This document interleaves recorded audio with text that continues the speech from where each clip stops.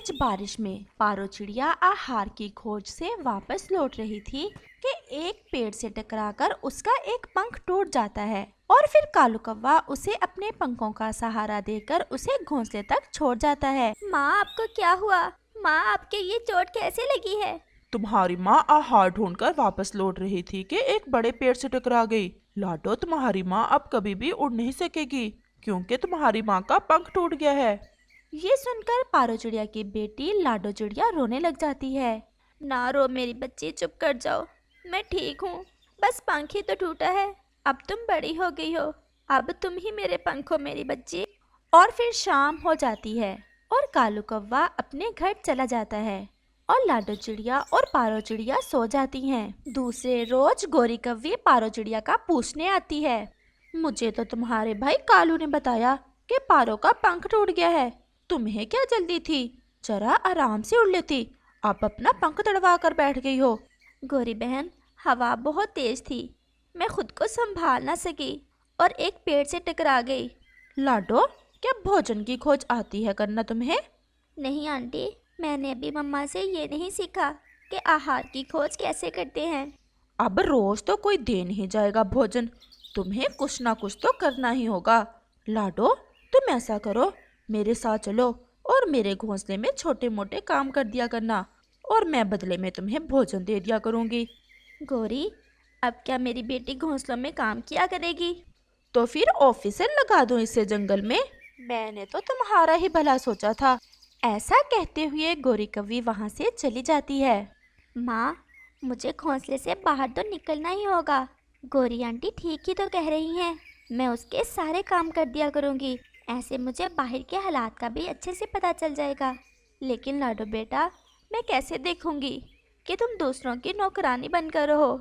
माँ, अपनी बेटी पर विश्वास रखो, मैं आपको कभी नाराज नहीं करूँगी। बस आप मुझे घर से जाने की अनुमति दे दें। जैसे तुम्हारी मर्जी, मैं तुम्हें नहीं रोकूंगी। और फिर लाडो चिड़िया गोरी के पीछे चली जाती है। आंटी, मम्मा मान गई हैं, मैं आज से रोज आ जाया करूँगी और आपके सारे काम कर दिया करूँगी। आप मेरे और मम्मा के लिए आहार ले आया करना। लेकिन आंटी, धीरे धीरे आप मुझे भी सिखा देना कि आहार की खोज कैसे करते हैं। मैं तुम्हें सब सिखा दूंगी। अब तुम घोंसले में ही रहना, मेरे अंडे का ध्यान रखना। और जग्गू, तुम आज मेरे साथ नहीं जाओगे? कल ही तुमने बहुत शरारतें की थी। मैं जा रही हूँ थोड़ी सैर करने। और फिर गोरी कौवी वहाँ से चली जाती है। मेरी मम्मा ने तुम्हें नुकरानी रखा है क्या? मेरी माँ का पंख टूट गया है और मुझे आहार की खोज करना नहीं आती अभी। तो फिर नुकरानी ही हुई ना हमारी। मैं बैठा हूँ अपने अंडे भाई के पास, तुम जाओ और वो सामने वाले पेड़ से एक पत्ता तोड़ कर लाओ। जग्गू भाई, वो पत्ता क्या करना है तुम्हें? मैं तुम्हें इसी पेड़ का एक पत्ता तोड़ देती हूँ। जो कहा है वो करो, ज्यादा बोलना मुझे अच्छा नहीं लगता। और फिर लाडो सामने वाले पेड़ की तरफ जाती है और वहाँ से एक पत्ता तोड़ लाती है। ये थोड़ा सूखा है, जाओ और कोई और पत्ता लाओ। जग्गू लाडो को ऐसे तंग करना शुरू कर देता है और फिर वहाँ जग्गू का दोस्त आ जाता है। जग्गू जग्गू, चलो खेलने चलते हैं। नहीं दोस्त, माँ कह रही थी कि कहीं जाना नहीं। आप थोड़ा पीछे बैठे, ऐसे ये अंडा गिर भी सकता है। जग्गू, ये कौन है, बड़ी बातें कर रही है? ऐसा कहते हुए उसका दोस्त जैसे ही थोड़ा और आगे बढ़ता है तो वो अंडा तो नीचे गिर जाता है और टूट जाता है और जग्गू का दोस्त वहाँ से भाग जाता है। जग्गू, तुम्हारा दोस्त अंडा गिराकर भाग गया। मैंने कहा बिठा के ध्यान से बैठो, लेकिन उसने जानबूझकर शरारत की है। वो अभी बातें कर ही रहे थे कि वहाँ गोरी कौवी भी आ जाती है। गोरी तो अपना अंडा घोंसले में ना देखकर गुस्से में आ जाती है। जग्गू बहुत शैतान था, जानता था कि माँ को अगर बताया कि उसका दोस्त आया था और अंडा तोड़ गया तो माँ उसे मारेगी, इसलिए वो झूठ बोल देता है। मामा मामा, लाडो घोंसले की सफाई कर रही थी कि उससे अंडा गिरकर टूट गया। आंटी, जग्गू झूठ बोल रहा है। लेकिन गोरी तो उसकी एक नहीं सुनती और उसे मारने लग जाती है। ये सब देखकर वहाँ एक चील आ जाती है। क्यों मार रही हो इस छोटी चिड़िया को? आंटी चील, मैंने गोरी आंटी का अंडा नहीं तोड़ा, बल्कि इसके बेटे का दोस्त आया था, उससे टूट गया था अंडा। मैं तुम्हारी मम्मा की पुरानी सहेली हूँ। मैं तुम्हारे घर से आई हूँ और आज से तुम और तुम्हारी मम्मा मेरे साथ ही रहेंगे। और फिर ऐसे वो चील लाडो को लेकर वहाँ से चली जाती है। जग्गू अपने किए पर बहुत शर्मिंदा तो था, लेकिन अपनी मम्मा के डर से वो खामोश रहता है। ये दाना मेरा है, छोटी चिड़िया, मैं यहाँ पहले आई थी। लेकिन मैंने ये दाना पहले देखा था, इसलिए इसे मैं ही खाऊंगी। गोरी और रानो चिड़िया रास्ते में मिलने वाले दाने पर ऐसे लड़ रही थी, लेकिन गोरी कव्वी की जिद को तो पूरा जंगल जानता था, इसलिए रानो चिड़िया ही हार मान लेती है और वहाँ से चली जाती है। और गोरी कव्वी वो दाना खा लेती है और फिर गोरी कव्वी भी अपने घर चली जाती है। कालू, मेरी अब कोई पक्षी इज्जत नहीं करता इस जंगल में। क्या हुआ गोरी, क्या किसी से फिर लड़ाई तो नहीं हो गई? वो छोटी चिड़िया आज मेरे सामने जबान चला रही थी। कालू, जंगल में तो दाने की इतनी कमी है, ऐसा नहीं हो सकता कि हम किसी तरह इन सब पक्षियों को जंगल से निकाल दें। फिर हम ही रहेंगे जंगल में और हमें आहार की कोई कमी नहीं होगी। लेकिन इन पक्षियों को जंगल से निकालें कैसे? हम ऐसा करते हैं कि कल सब पक्षियों से कहते हैं कि जंगल में एक जालिम चील आने वाली है, इसलिए हम सब ये जंगल छोड़ दें और फिर डरते हुए सब पक्षी यहाँ से चले जाएंगे और हम फिर से लौटकर यहाँ ही आ जाएंगे। गोरी, बात तो तुम्हारी ठीक है, इससे तो बहुत मजा आएगा। सारे का सारा आहार जितना भी है इस जंगल में हमारा ही होगा।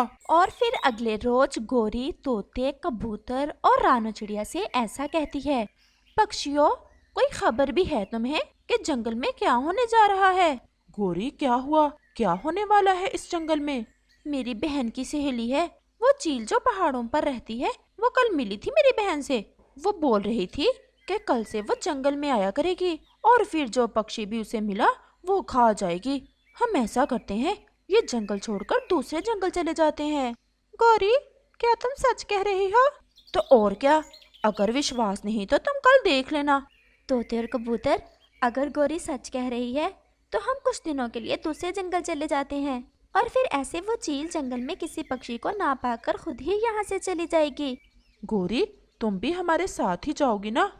मैं और कालू मेरे मैके वाले जंगल जा रहे हैं आज ही। मेरी माँ का संदेश आया था कि मैं उसे मिल जाऊं। तो फिर हम तो जा रहे हैं, वो चील बहुत शक्तिशाली है और हम ठहरे कमजोर पक्षी। और फिर ऐसे कहते हुए तोता, कबूतर और रानो चिड़िया वहाँ से दूसरे जंगल की तरफ चल देते हैं और गोरी भी खुशी खुशी अपने पति कालू कव्वे को बताने चल देती है कि उसने पक्षियों को जंगल से निकाल दिया है। कालू, देख लो तुम्हारी पत्नी कितनी बुद्धिमान है, सबको भगा दिया मैंने इस जंगल से चील से डराकर। अब इस जंगल में जितना भी आहार है वो सब तुम्हारा और मेरा ही है। गोरी, अगर तुम्हारे जैसी पत्नी हर पक्षी की हो तो उसे क्या चिंता? तोता, कबूतर और रानो चिड़िया उड़ते उड़ते थक जाते हैं और वो एक पेड़ पर बैठ जाते हैं। रानो, वो सामने एक गुफा है, हम अगर रात उस गुफा में गुजार लें और सुबह होते ही बाकी का सफर कर लेंगे। कबूतर, बात तो तुम्हारी ठीक है, हम ऐसा ही करते हैं। और फिर तोता, कबूतर और रानो चिड़िया उस गुफा में चले जाते हैं। वो जैसे ही गुफा में जाते हैं तो ये देखकर बहुत हैरान हो जाते हैं कि वहाँ ढेर सारा आहार पड़ा था। इस पुरानी गुफा में ये आहार कैसे? हम मुश्किल में थे, शायद ये भगवान ने हमारे लिए भेजा है। रानो, अब तो हमें और आगे जाने की जरूरत ही नहीं, ये आहार तो हमारे लिए कई दिनों तक चल जाएगा। और फिर वो सब आहार खाते हैं और सो जाते हैं। और फिर अगले रोज वो चील अपने घोंसले में बैठी हुई थी कि वहाँ उसकी बड़ी बहन आ जाती है। नमस्ते छोटी, कैसी हो? मैं ठीक हूँ बड़ी बहन, मुझे बहुत खुशी हुई आपको देखकर। बस बहन, आज मेरा मांस खाने को बहुत मन कर रहा था, सोचा तुम्हारी तरफ जाती हूँ, शायद कुछ मांस खाने को मिल जाए। बड़ी बहन, मैंने तो मांस खाना कब का छोड़ रखा है, लेकिन अगर आपने खाना है तो मैं ला कर देती हूँ कोई शिकार। और फिर ऐसा कहते हुए वो चील जंगल की तरफ निकल जाती है। वो सारा जंगल फिरती है, लेकिन उसे कोई भी पक्षी नहीं दिखता। दिखता भी कैसे, पक्षी तो गोरी के झूठ पर ये जंगल कल ही छोड़ गए थे। ये पक्षी न जाने कहाँ चले गए, आज तो कोई भी नजर नहीं आ रहा। अब मैं अपनी बहन के लिए क्या लेकर जाऊँ?